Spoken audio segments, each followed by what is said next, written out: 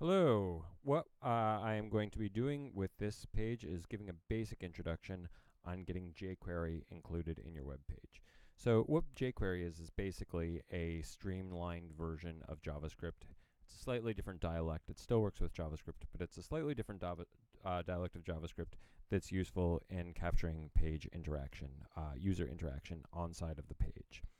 So what we're going to do inside of here, I'm going to open up this website so you can take a look at this directly over here. This says hello world and press me. I've got a very basic server going on inside of here. There's really nothing. I include handlebars for rendering. I don't do anything else. I only get one page, and when I get this page, I'm going to render index.hbs, that this is this content over here. If I were to press Control U on Windows and look at the source, we can kind of take a look at the source and see exactly what's going on over here. So I see I have a div inside of my body, and then down at the bottom of the body I include this script which is going to load in jQuery from an external server. It's called the CDN basically. And what it is, it's loading external JavaScript from the internet at page load time, and it includes it in the namespace of the page. And we can actually go to this link. If I were to open this link up and look at it, you're going to see over here that this is the entire jQuery library. Minified code. It's kind of frightening to look at. You don't need to understand everything, but the entire package and library is actually inside of here. So we load in this script, and this script is going to be used in just normal JavaScript. What the jQuery is going to do is it's going to introduce this $sign namespace into it. So it's kind of like a different regional dialect of JavaScript. And that $sign namespace is going to be mixed with our normal JavaScript that we see everywhere else inside of here. So I have a script that's down at the bottom of the page. Remember that we're putting our JavaScript at the bottom of the page or at the bottom of the body, because that's where we want the content to load, and then we want the JavaScript to load afterwards.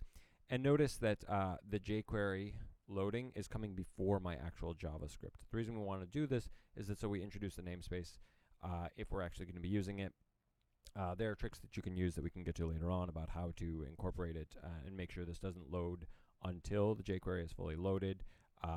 But it would be especially dangerous if, for example, you start using this right in here in between the function and the script tag and the function before we're actually loaded in.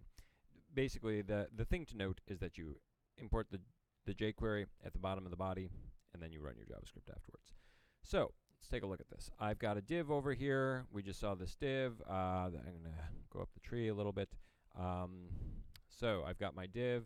It includes hello world and it includes press me. If we were to look at the source again, this div is of class content, but the paragraph has an ID p-main. What's going to happen when I press the button, it's going to call this update text method. The update text method, notice it's calling this JavaScript down here, is going to do effectively the equivalent. So this is going to be called when I press the button. It's going to do the equivalent of document.getElement by ID of setting the inner HTML to say like hello from jQuery over here. The difference is we're going to use this jQuery namespace, this $sign, which makes it a little bit easier to access and interact with the page. It's not necessarily obvious from this example, but this line of code right here, this section of code is equivalent to document.getElement by ID. So we have hashtag p-main. This is document.getElement by ID, and I'm going to set the text to hello from jQuery. Again, this is going to be called when I press the button. Let's take a look at this, how this actually runs. Boom, hello from jQuery.